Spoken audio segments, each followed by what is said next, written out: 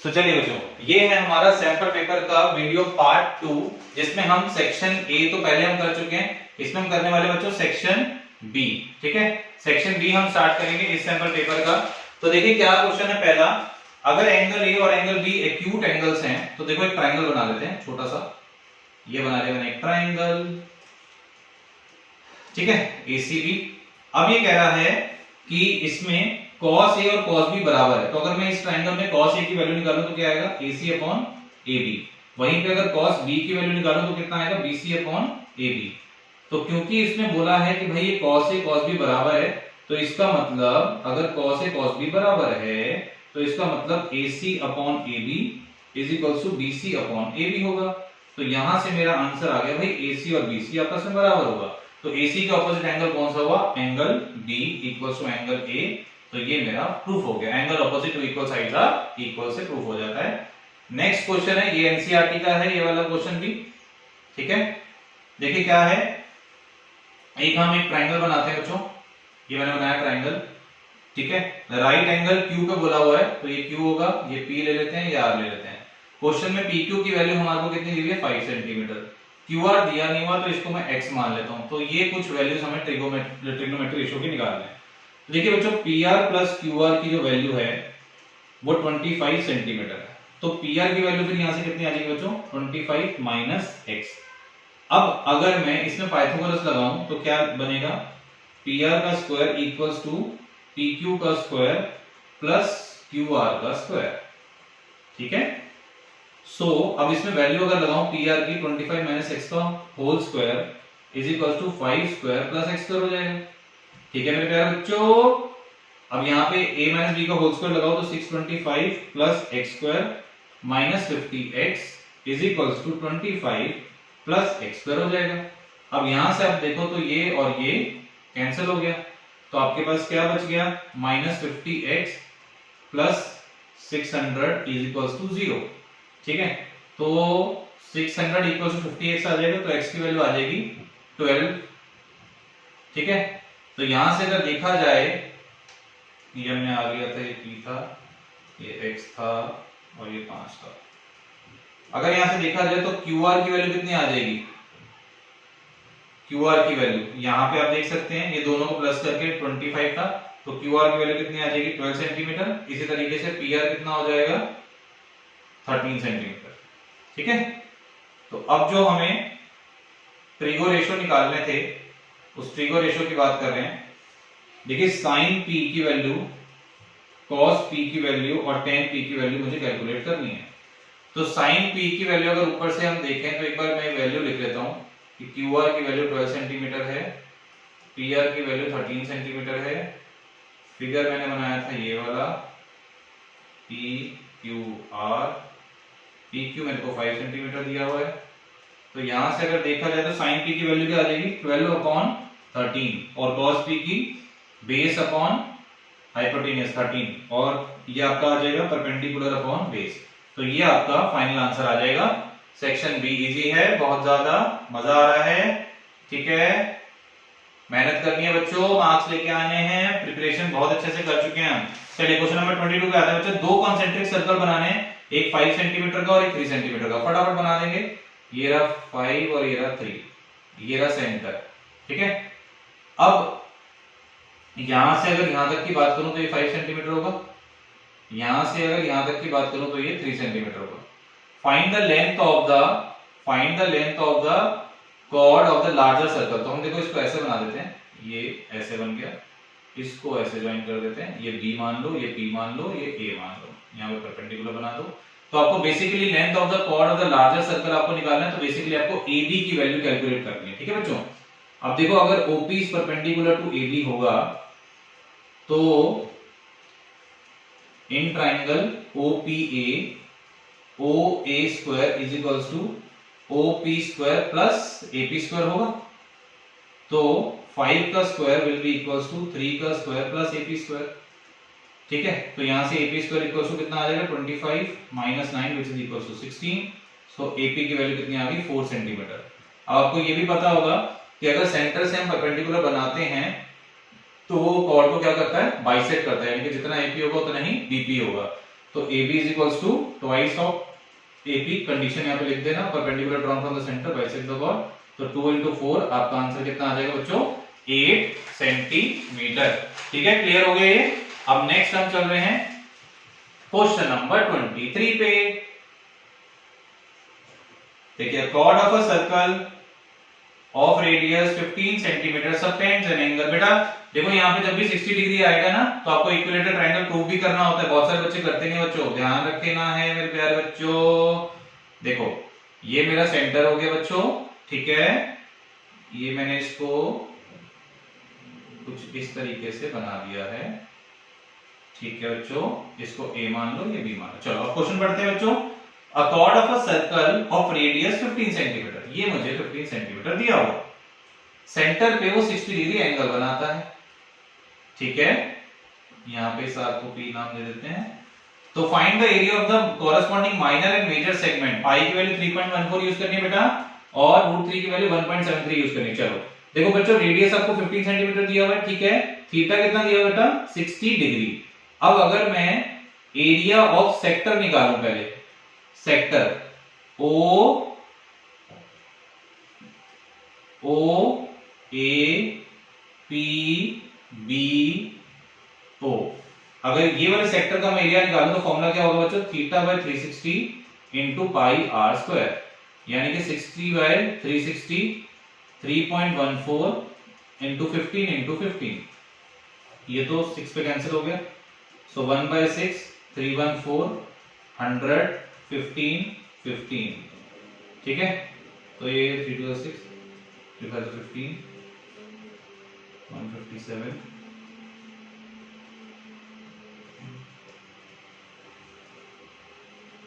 तो ये आपका आ गया 157 इंटू 3/4 सेंटीमीटर स्क्वायर। अब इसको अगर हम डिवाइड करते हैं तो ये हमारे पास आता है 117.75 सेंटीमीटर स्क्वायर, ये एरिया ऑफ सेक्टर हो गया। अब देखिए, जो मैं इक्विलेटरल ट्रायंगल की बात कर रहा था बच्चों, वो ये है, ध्यान से सुनिएगा, बहुत सारे बच्चे ये करते नहीं है, ध्यान से सुनेंगे। देखिए, इन ट्रायंगल AOB, जो OA है वो OB के बराबर है, यानी कि वो रेडियस है, तो angle OBA is equals to angle OAB होगा, ठीक है, क्लियर है यहां तक। तो angle OBA plus angle OAB plus angle AOB is equals to 180 degree. तो angle OBA plus angle OAB is equals to 120 degree हो जाएगा।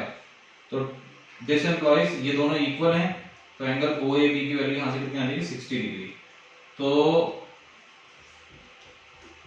Triangle AOB is an equilateral triangle, जिसका एरिया कितना आ जाएगा √3/4 A स्क्वायर, यानी कि √3/4 इंटू 15 इंटू 15 1.73/4 इंटू 225, जो कि ये हमारे पास 15 इंटू 15 ये आ जाएगा 97.3125 सेंटीमीटर स्क्वायर, ठीक है। अब अगर देखें आगे,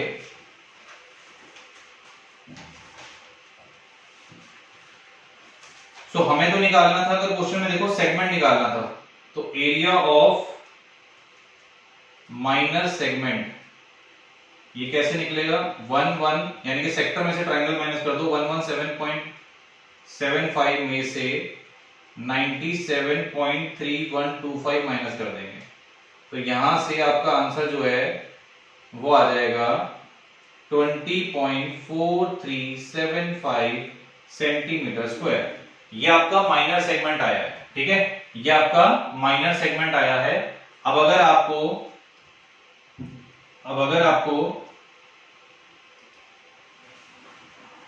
आपको निकालना है मेजर सेगमेंट, तो एरिया ऑफ मेजर सेगमेंट कैसे निकलेगा, सर्कल में से जो आपका माइनर सेगमेंट आया वो माइनस कर देंगे, 20.4375 माइनस कर देंगे।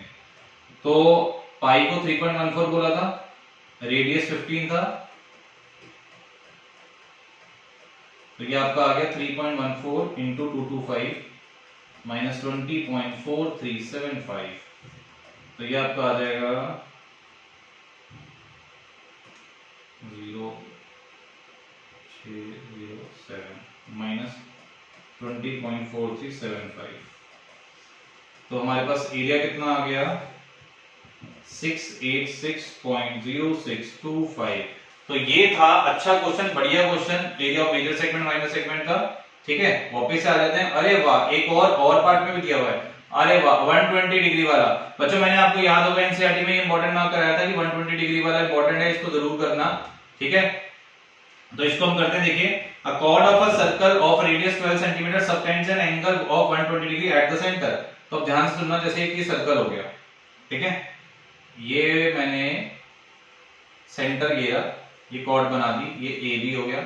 अगर सेंटर से यहां बना रहा हूं तो ये परपेंडिकुलर बनेगा। ठीक है, अब ये रेडियस मुझे देखो कितना दिया हुआ क्वेश्चन में 12 सेंटीमीटर, ये भी हमें 12 सेंटीमीटर दिया हुआ है। ठीक है, अब इसमें कॉरेस्पॉन्डिंग सेगमेंट का हमारे को एरिया निकालना है। ठीक है, कॉरेस्पॉन्डिंग सेगमेंट का हमारे को एरिया निकालना है। ठीक है, यानी कि एक तरीके से माइनर सेगमेंट की बात कर रहे हैं। तो ध्यान से सुनना बेटा, आर की वैल्यू देखो 12 सेंटीमीटर है और OD is perpendicular to A B है। तो यानी कि अगर मैं एंगल ए की बात करूं, देखो ये 120 था तो ये भी 60 हो जाएगा और ये भी 60 हो जाएगा। तो अगर मैं एंगल ए की बात करूं तो angle A is equals to 180 degree में से 90 और 60 को प्लस करके माइनस कर देंगे, तो एंगल ए कितना आ गया 30 डिग्री। ठीक है, अब देखो इन ट्राइंगल AOD, अगर इस ट्राइंगल में मैं 2 थीटा लगा दूं एक साथ, cos 30 भी लगा दूं तो वो AD बाय OA होगा। ठीक है, और अगर मैं sin 30 लगा दूं तो वो OD बाय OA होगा। क्यों लगा रहे हैं अभी आपको समझ में आ जाएगा। तो cos 30 √3/2, ये आपको 12 दिया हुआ है, ये 1/2 is equal to OD by 12। तो यहां से अगर देखा जाए 2 6 12 कट हो गया। ठीक है, तो AD की वैल्यू कितनी आ गई 6√3, और यहाँ पे ये 2 6 हो गया, तो यहाँ से OD की वैल्यू कितनी आ गई 6 सेंटीमीटर। ठीक है, तो अब अगर हम बात करें एरिया ऑफ ट्राइंगल की, यहाँ पे AOB, उसको मैं half into base into height लिख सकता हूँ। हाफ इंटू 12√3 इंटू 6, जो कि 36√3 आ जाएगा, यानी कि 36 इंटू 1.73, क्योंकि 1.732 ले सकते हैं हम √3 को, तो ये आपका 62.28 सेंटीमीटर स्क्वायर आ जाएगा। वहीं पे अगर एरिया ऑफ सेक्टर की हम बात करें तो वो क्या होता है थीटा बाय 360, यानी कि 120 बाय 360, पाई की वैल्यू 3.14, आर की वैल्यू 12 इंटू 12 हो जाएगी। ये 3 पे गया, ये आपका 4 पे गया, तो आपका 48 इंटू 3.14, यानी कि आपका एक तरीके से आ गया 150.72 सेंटीमीटर स्क्वायर। ठीक है, अब जो एरिया ऑफ माइनर सेगमेंट आपको निकालना है वो क्या हो जाएगा 150.72 में से 62.28 माइनस कर दो, तो आपका आंसर आ जाएगा 88.44 सेंटीमीटर स्क्वायर। तो ये बहुत ही बढ़िया क्वेश्चन थे दोनों के दोनों। ठीक है, तो ये जरूर ट्राई कर लेना, दोनों ही बच्चों इंपॉर्टेंट क्वेश्चन थे। नेक्स्ट हम प्रोसीड कर रहे हैं अगले क्वेश्चन की तरफ, क्वेश्चन नंबर 24 की तरफ। सेक्शन बी भी हमारा कंप्लीट होने वाला है। पार्ट 1 में आपको एमसीक्यू मैंने दे ही दिए हैं। ठीक है, अब देखिए ये है हमारा क्वेश्चन नंबर 24। कहता है कि एक ट्रायंगल PQR है। ठीक है, तो मैंने एक ट्रायंगल PQR बना देंगे। ये मैंने बना दिया PQR। S जो पॉइंट है वो PR साइड पे है, तो यहाँ पे S हुआ। T जो पॉइंट है वो QR साइड पे है, यहाँ पे T हुआ, तो ये ऐसे हो गया। अब ये कह रहा है एंगल P जो है वो एंगल RTS के बराबर है, यानी कि ये वाला एंगल। ठीक है, तो आपको ये प्रूफ करना है। ठीक, तो अब देखो in triangle RPQ and triangle RTS। ठीक है, तो एंगल RTS बराबर में एंगल QPS, ये हमारे को गिवन है। ठीक है, और एंगल R बराबर एंगल R, ये आपका कॉमन एंगल हो गया, कॉमन एंगल। ठीक है, तो triangle RPQ is similar to triangle RTS by AA similarity criteria. तो ये हो गया हमारा डबल ए सिमिलरिटी से, ठीक है, आसान तो था। नेक्स्ट अब कहता है the sum of reciprocal of Rehman age 3 years ago and 5 years from now is 1/3। तो हम इसमें क्या कहते हैं कि भाई रेमान की प्रेजेंट एज जो है उसको मैं x years मान लेता हूं, ठीक है। अगर 3 years ago की मैं बात करूंगा तो x - 3 हो जाएगा, और 5 years from hence या now की बात करूंगा तो x + 5 हो जाएगा। अब वो क्या कह रहे हैं, इस वाली कंडीशन का रेसिप्रोकल करो, इसका रेसिप्रोकल करो, दोनों का सम करो तो 1/3 आएगा। यानी कि ये वाली कंडीशन प्लस ये वाली कंडीशन इक्वल टू 1/3 आएगा। एलसीएम लेंगे तो x - 3 x + 5 x + 5 plus x - 3 बराबर में 1/3। तो ये 2x + 2 अपॉन आ जाएगा x² + 2x - 15 = 1/3। ठीक है, बहुत आसान है ये तो, मजा आ रहा है, ठीक है। तो ये क्या आ जाएगा आंसर बच्चों, x² + 2x - 15 = 6x + 6, x² - 4x - 21 will be equal to 0, x² - 7x + 3x बच्चों -21 बराबर में 0। तो यहां से x - 7 यहाँ पे x + 3 x - 7 बराबर में 0, तो x + 3x - 7 बराबर में 0। सो x की वैल्यू -3 या फिर x की वैल्यू 7, कोई भी एज जो है वो नेगेटिव तो हो नहीं सकती, तो एज कितनी हो जाएगी 7 इयर्स। कितनी हो जाएगी बच्चों 7 इयर्स, ठीक है। अब ये आ गया हमारा सेक्शन सी, ठीक है, सेक्शन सी। तो सेक्शन सी बहुत आसान है, ये वाला पहला क्वेश्चन देखो क्या कहता है, एक स्वीट स्वेलर है, आहा मजा आ गया, काजू की बर्फी, बेटा मुझे खिला देना, रिजल्ट अच्छा आने वाला है आपका, पेपर बढ़िया जाएगा, काजू बर्फी ले आना मेरे लिए, ठीक है। बादाम बर्फी मैं खाता नहीं हूं, ठीक है। अब देखो क्या लिखा हुआ है, काजू बर्फी 420 है, वाह वाह इतनी सारी, बादाम बर्फी 130 130 है। तो अब वो कह रहे हैं sweet seller she wanted to stack them in such a way that each stack has the same number of sweets. याद आ गया, has the same number of sweets. कुछ बच्चों को याद आ गया होगा जिनको मैंने पढ़ाया था, और उनको याद होगा तो they take up the least area, what is the maximum number of barfis. याद है इस टाइप का जब हमने क्वेश्चन किया तो क्या निकाला था, HCF। हमने क्या निकाला था, HCF। 420 और 130 का HCF अगर हम निकालें तो यहाँ पे आ गया 420, ये आ गया 130, 133 390, ये आपका 30, यहाँ पे आपका 130, ये आपका 4 120, ये 10, ये 30, यहाँ पे 3, यहाँ पे 30। So HCF क्या हो जाएगा, HCF will be equal to 10। So your answer is 10। इसका आंसर कितना हो जाएगा 10, ठीक है बच्चों। क्वेश्चन बहुत इजी था, कंप्लीट हो गया, आगे बढ़ेंगे। तो नेक्स्ट क्वेश्चन हमारे पास आया, देखो कितना कैसा है, अरे वाह वाह वाह। फाइंड अ क्वाड्रेटिक पॉलिनोमियल जिसके जीरोस, बच्चों ये अल्फा दिया हुआ है, ये बीटा दिया हुआ है। क्वाड्रेटिक फॉर्मूला क्या था, x² - sum of zeros into x plus product of zeros, है ना। सो यानी कि ये हमारे पास क्या आएगा, ये हमारे पास आएगा बच्चों x² - 5 - 3√2 plus 5 plus 3√2 into x plus 5 - 3√2 5 plus 3√2। तो ये आपका आ गया x², ये कैंसिल हो गया, माइनस का 10x plus 25 minus 18। So answer will be x² minus 10x plus 7। सो ये था हमारा क्वेश्चन नंबर 27। नेक्स्ट प्रोसीड करते हैं क्वेश्चन नंबर 28 की तरफ। अरे ये तो कितनी बार कर लिया मेरे बच्चों क्वेश्चन आपने, the sum of the digit of a 2 digit number. देखो अब इसमें हम क्या करने वाले हैं, फटाफट करेंगे कि जो 10th प्लेस डिजिट है बच्चों, 10th प्लेस डिजिट, याद है इसको क्या मानते हैं, 10th प्लेस डिजिट को हमने x माना और 1st प्लेस डिजिट को हमने y माना, ठीक है। मैंने बोला था ये जो नंबर है, ये नंबर का कॉन्सेप्ट क्या है, नंबर का कॉन्सेप्ट ये है कि जो नंबर है वो किसके बराबर है, 10x प्लस y। यहाँ पे रिवर्सिंग की बात भी करी हुई है, आपको याद होगा तो रिवर्सिंग नंबर हम कैसे बनाते थे, रिवर्सिंग नंबर कैसे बनाते थे अगर याद हो, जल्दी जल्दी जल्दी बोलो, x प्लस 10y, यानी कि ये रिवर्स हो जाएंगे आपस में, ठीक है।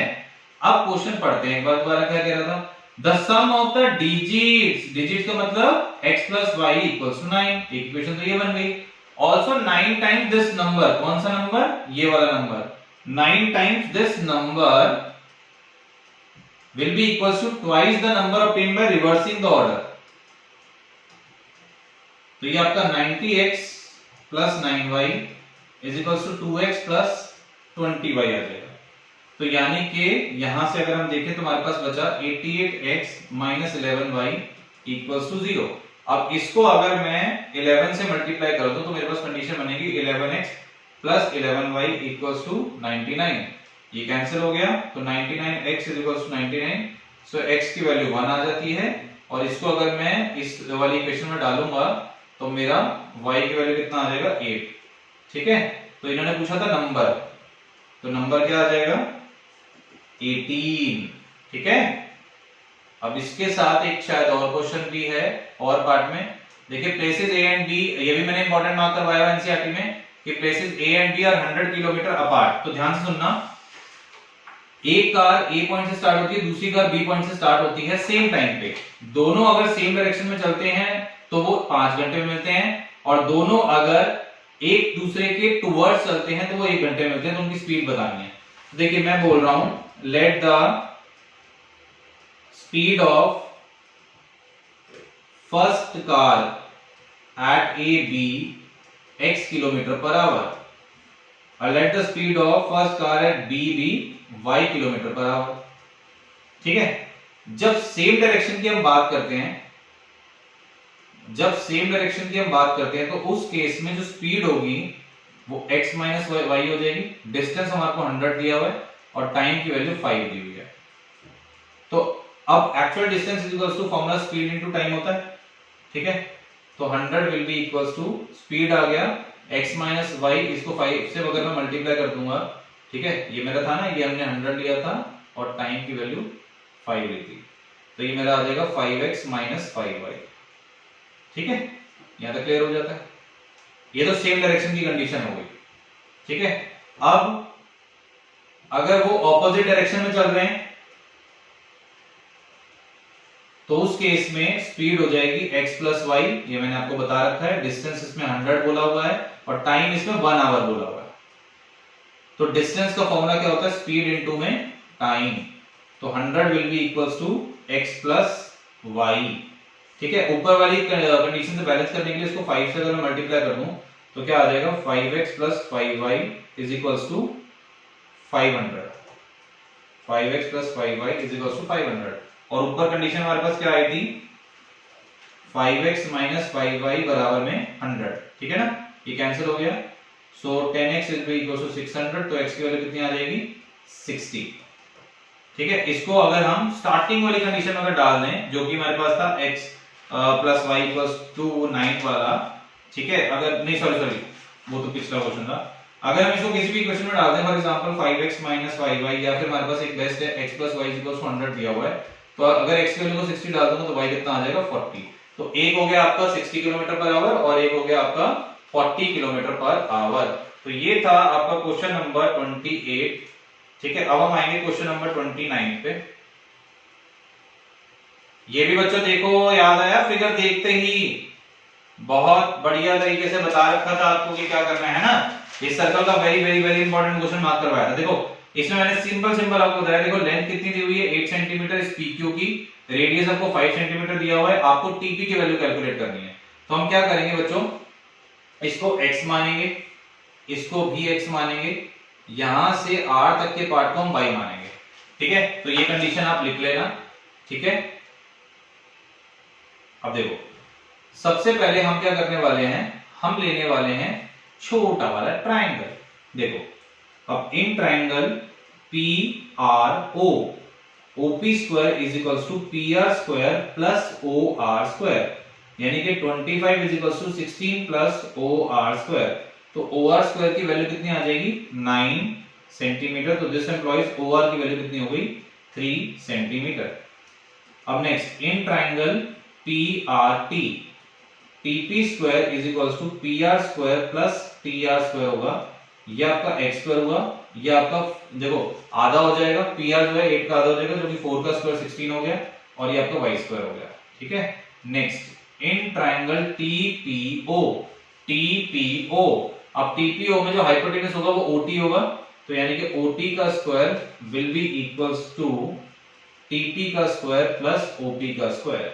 अब OT जो है वो इसको और इसको प्लस करके आएगा, तो ये y था और ये 3 था, तो y प्लस 3 का whole square will be equals to x square plus 5 का स्क्वायर 25।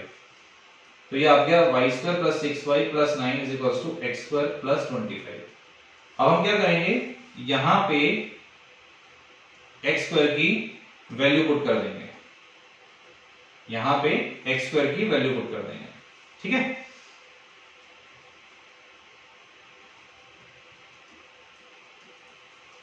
सो बेसिकली अब x स्क्वायर की अगर वैल्यू पुट करी जाएगी तो y square plus 6y plus 9 will be equals to 16 plus y square plus 25। ये और ये कैंसिल हो जाएगा, ठीक है।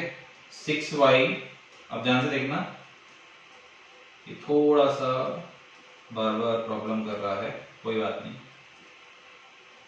ठीक है। तो 6y is equals to 41 minus 9, so this implies y is equals to 32/6 यानी कि 16/3 आ जाएगा, ठीक है। अब x square will be equals to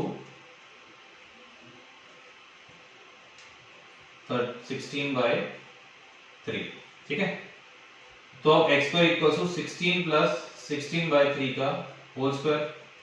16 मैंने दोनों में से कॉमन ले लिया, क्या बच गया 1 प्लस 16/9, तो 16 इंटू 25/9, ये x स्क्वायर हो गया।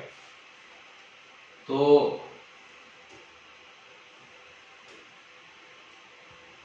इसको दोबारा कर देता हूं क्योंकि ये थोड़ा सा प्रिंटिंग में प्रॉब्लम आ रहा है, ये चल नहीं रहा ठीक से। चलो कोई बात नहीं, मैं फटाफट दोबारा कर देता हूँ। x square will be equals to 16 plus 16/3 का स्क्वायर। 16 अगर मैंने कॉमन लिया तो 1 प्लस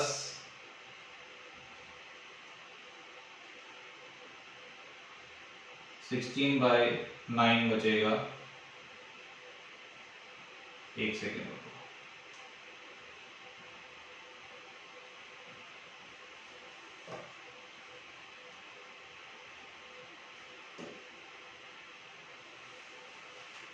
देखिए दोबारा कर रहा हूं, यहां पे y square plus 6y plus 9 is equals to x square plus 25। इस स्टेप तक नहीं, हम इस स्टेप तक पहुंच गए थे। x square equals to 16 1 plus 16/9, इस स्टेप तक हम पहुंच गए थे। तो 16 इंटू 25/9 आ जाएगा, ठीक है। तो x स्क्वायर इक्वल्स टू 400/9 आ गया, ठीक है। तो दिस एम्प्लॉइज x की वैल्यू कितनी आ जाएगी 20/3। तो ये फाइनली काफी रुकावटों के बाद हमारा आंसर आ गया, ठीक है। तो ये था आपका बहुत ही important question chapter number circles का, ठीक है ना। अब ये है हमारा सर्कल का एक और बहुत इंपॉर्टेंट क्वेश्चन, ठीक है। ये भी मैंने आपको मार्क कराया हुआ है, ठीक है। अब देखिए इसमें आपको AB और AC की वैल्यू निकालनी है, तो मैं क्या करने वाला हूं, ध्यान से सुनना। देखिए इसमें इसको मैं इससे ज्वाइन कर दूंगा, इसको यहां ज्वाइन कर दूंगा, इसको यहां ज्वाइन कर दूंगा, एक परपेंडिकुलर यहां बनाऊंगा, एक परपेंडिकुलर यहां बनाऊंगा, इसका नाम Q दे दूंगा, इसका नाम P दे दूंगा।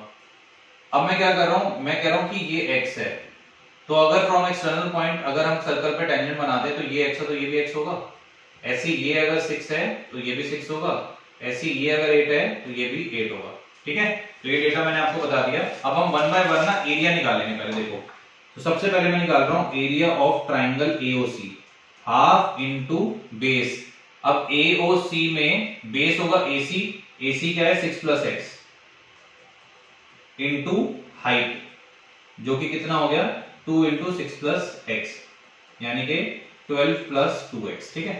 इसी तरीके से अब मैं निकाल रहा हूं area of triangle AOB, AOB, ठीक है, ये AOB ये वाला, ठीक है, ये वाला पार्ट AOB।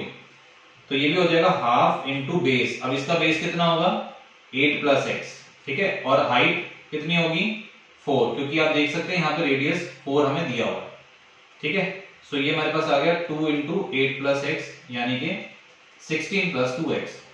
इसी तरीके से बात करें तो एरिया ऑफ ट्राइंगल BOC की, तो हाफ इनटू बेस हो गया 14 इंटू हाइट हो जाएगी वही रेडियस 4, फिर 28, ये कैंसिल हो गए, 28 सेंटीमीटर स्क्वायर आ जाएगा। देखो अगर ये तीनों ट्रायंगल को मैं ऐड करूं तो मेरे को एरिया ऑफ ट्रायंगल एबीसी मिलेगा। Area of triangle ABC will be equals to ये तीनों ट्रायंगल, ये भी ये तीनों को मैं ऐड करूंगा तो मेरे को एरिया ऑफ ट्रायंगल एबीसी मिल जाएगा, यानी कि 12 plus 2x 16 plus 2x plus 28। तो ये आपका ये तो 4x हो गया और ये आपका आ गया 56। कॉमन ले लेंगे 4 तो क्या आ जाएगा 14 प्लस x सेंटीमीटर स्क्वायर। ये आपका एरिया ऑफ ट्रायंगल एबीसी आ गया।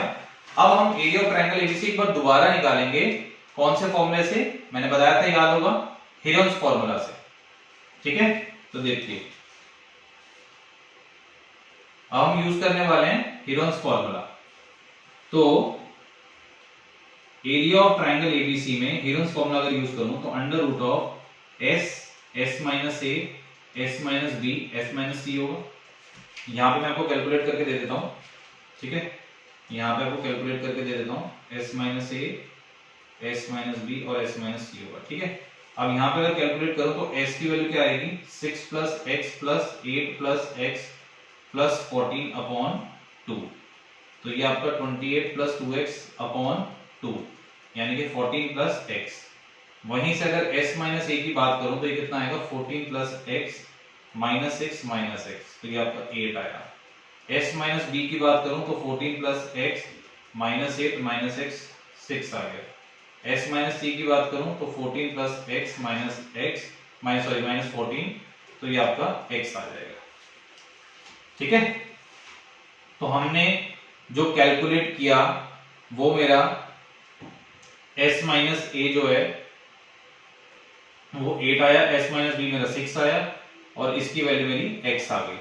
ठीक है, यहां पे मैंने किया था 14 प्लस x माइनस 14, ये आपका 14 plus x minus 8 minus x, इस तरीके से वैल्यू आई।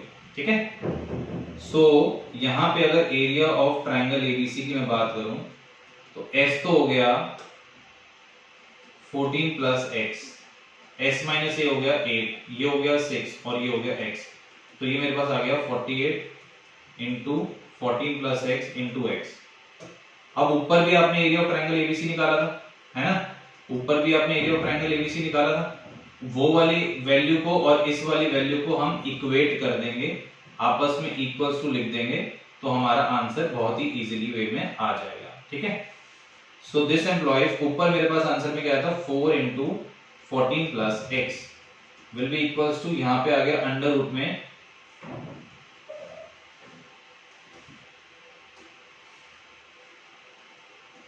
अंडर रूट में 48x इंटू 14 प्लस x। अब स्क्वायरिंग बोथ साइड अगर मैं करूं तो स्क्वायरिंग बोथ साइड करने पे क्या होगा, स्क्वायरिंग बोथ साइड करने पे यहां पे तो आ जाएगा ये 16 हो जाएगा, ये 14 माइनस x का होल स्क्वायर हो जाएगा, यहां से रूट हट जाएगा। ठीक है, यहां से रूट हट जाएगा, ये 14 प्लस x का रूट हट के यहां पे क्या आ जाएगा 48x इंटू 14 प्लस x। ठीक है, अब एक 14 प्लस यहाँ पे स्क्वायर जो था एक से, अरे यार एक से एक कैंसिल हो गया, 16 पे 3 पे चला गया, तो मेरे पास आ गया 14 plus x is equals to 3x। so this implies 14 will be equals to 2x। so this implies यहां से x की वैल्यू कितनी आ गई 7, x की वैल्यू कितनी आ गई 7। ठीक है, तो x यहां से 7 आ चुका है, कोई बात नहीं, ये बार बार ऐसे हो रहा है, कोई बात नहीं। अब देखो AC की वैल्यू क्या थी 6 प्लस x यानी कि 6 प्लस 7, तो ये आपका 13 सेंटीमीटर आ गया। इसी तरीके से AB की वैल्यू क्या थी 8 प्लस x यानी कि 8 प्लस 7, ये आपका 15 सेंटीमीटर आ गया। और ये बहुत इंपॉर्टेंट क्वेश्चन था जो हमने करा। ठीक है, तो 13 सेंटीमीटर और 15 सेंटीमीटर ये हमारा फाइनल आंसर आ रहा है। ठीक है, नोट कर लीजिए इसको यहां तक, फिर नेक्स्ट क्वेश्चन पे हम प्रोसीड कर रहे हैं। अब अगले क्वेश्चन पे चलते हैं बच्चों। अगला क्वेश्चन कुछ इस तरीके से होने वाला है, देखते हैं क्या है। सो अगला क्वेश्चन है क्वेश्चन नंबर 30। अरे वाह, स्टैटिस्टिक्स आ गया, मजा आ गया। तो यहाँ पे आपको देख सकते हैं मीडियन की बात करी हुई है, आपको मीडियन कैलकुलेट करना है। तो मीडियन के लिए आप एक चीज और देखें बच्चों, ये अगर सीक्वेंस में डेटा दिया हुआ तो ये क्या है, फ्रीक्वेंसी नहीं है, क्या ये CF है ना, गलती करी थी ना, याद आ गया होगा टेस्ट में, ठीक है। चलो तो हम ये डेटा लेते हैं 15 to 20 से स्टार्ट करते हैं। देखिए क्लास इंटरवल जो हमें दिया हुआ है वो एक्चुअल में क्या है CF, तो उससे हमें फ्रीक्वेंसी कैलकुलेट करनी पड़ेगी। तो देखिए 15 से 20, 20 से 25, 25 to 30, 30 to 35, ठीक है, 35 to 40, 40 से 45, 45 से 50, 50 से 55 और एक कॉलम और आ रहा है 55 से 60, ठीक है। सो अब यहां पे अगर आप देखें 55 से 60, ठीक है, यहां पे अगर आप देखें तो जो हमें वहां पे दिया होता वो क्यूमुलेटिव फ्रीक्वेंसी हमें दिया होता 2, 6, 24, 45, 78, 89, 92, 98 और 100। अब अगर इससे हमें फ्रीक्वेंसी निकालें तो पहला वाला तो सेम होगा, फिर नेक्स्ट 6 - 2 ये 4 आ जाएगा, नेक्स्ट हमारे पास ये 18 आ जाएगा, ये 21 आ जाएगा, ये 33 आ जाएगा, ये 11 आ जाएगा, ये 3 आ जाएगा, 6 आ जाएगा और ये 2 आ जाएगा, ठीक है। अब अगर देखा जाए तो यहाँ पे n की वैल्यू कितनी है 100, ठीक है, जो भी कम्यूटेटिव फ्रीक्वेंसी होगा वो फ्रीक्वेंसी का टोटल होगा। तो n/2 अगर मैं करूं तो 50 आ गया, तो यानी कि क्यूमुलेटिव फ्रीक्वेंसी फिर कौन सी सेलेक्ट होगी यहाँ पे, इसके अकॉर्डिंग, अभी फिलहाल इस डेटा के अकॉर्डिंग, यानी कि n/2 जो मेरे पास है ये 50 हो गया। तो यहाँ पे क्यूमुलेटिव फ्रीक्वेंसी मैंने 78 सेलेक्ट करी, तो ये वाला आ गया। तो यहाँ पे जो ये है ये आपकी कौन सी क्लास होगी, ये आपकी मीडियन क्लास होगी, ठीक है, ये आपकी मीडियन क्लास होगी। तो यानी कि मीडियन क्लास जो है वो आपकी क्या होगी 35 to 40, यानी कि L की वैल्यू 35 आ गई, H की वैल्यू 5 आ गई, फ्रीक्वेंसी 7 वाली सेलेक्ट होती है, याद होगा ये, और CF जो है ऊपर वाला सेलेक्ट होता है, CF की वैल्यू 45 आ गई, ठीक है 45। अब मीडियन का फॉर्मूला क्या था, L plus n/2 minus CF upon में F इंटू में H। तो 35 plus 50 minus 45, 33, यहाँ पे आ जाएगा 5, ठीक है, ठीक है। तो यहाँ तक आपने नोट तो कर ही लिया होगा, है ना।